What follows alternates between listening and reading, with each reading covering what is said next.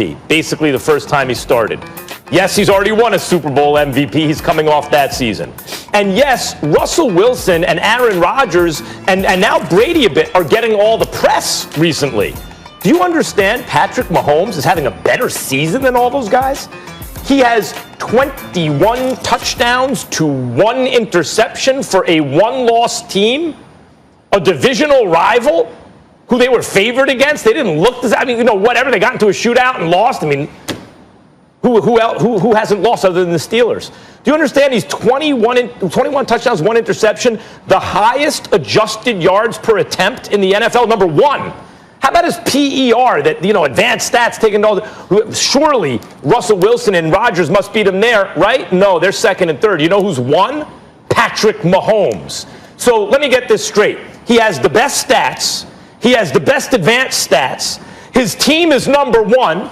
He was the Super Bowl MVP and the MVP, meaning he left no doubt. That's the best quarterback in football. He's picking up where he left off, and there's someone better or more valuable than him? No, Russell Wilson is great. Aaron Rodgers is great. Mahomes is better. He's having a better year. He's the MVP so far.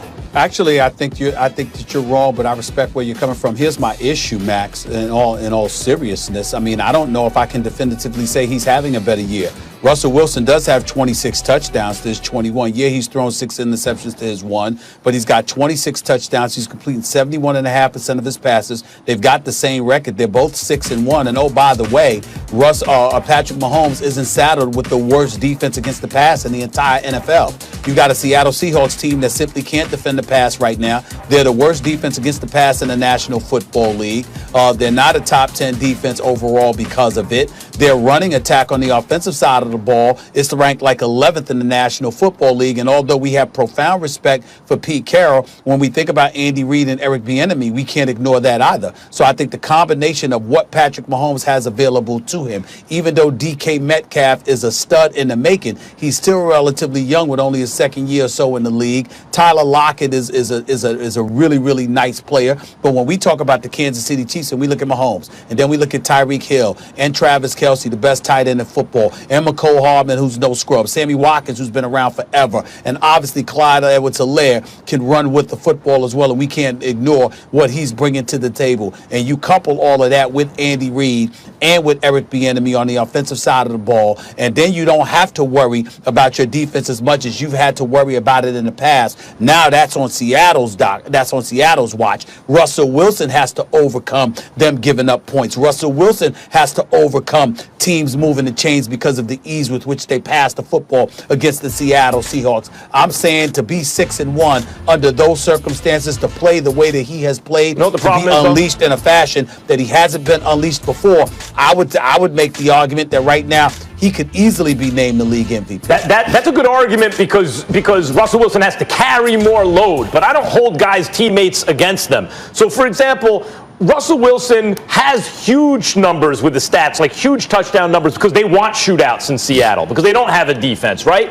In fact, it's interesting. Shout out Casey Joyner, the football scientist who comes on the Max Kellerman show on the radio, ESPN. That's right, ESPN radio. In fact, the Chiefs want to avoid shootouts. Even though they have all those weapons, they want to control you with the running game. And that actually keeps Mahomes' touchdown stats, I think, a little bit artificially depressed. Now, you could say he also doesn't throw as many interceptions. He doesn't have to as much in a shootout. But let's say Mahomes had 30% more touchdowns and 30% more interceptions. He'd have 27 touchdowns and 1.3 interceptions. But you're talking about who's the better player. I'm just simply saying. Okay, but even then, we're talking about what we deem to be the better year. Nobody's refuting the greatness of Patrick Mahomes. Well, it would be, in trying to avoid shootouts and control you with Helaire in the running game, right?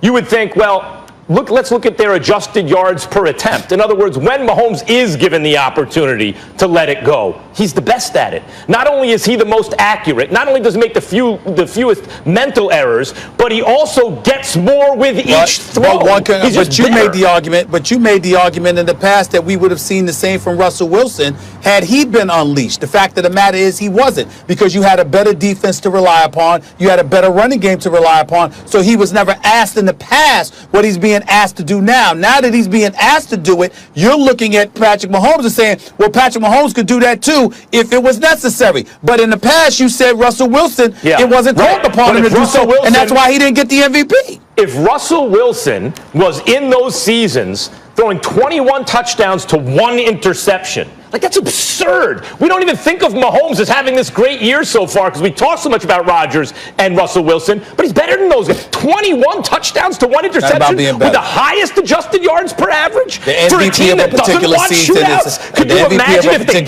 is never determined by who's the best.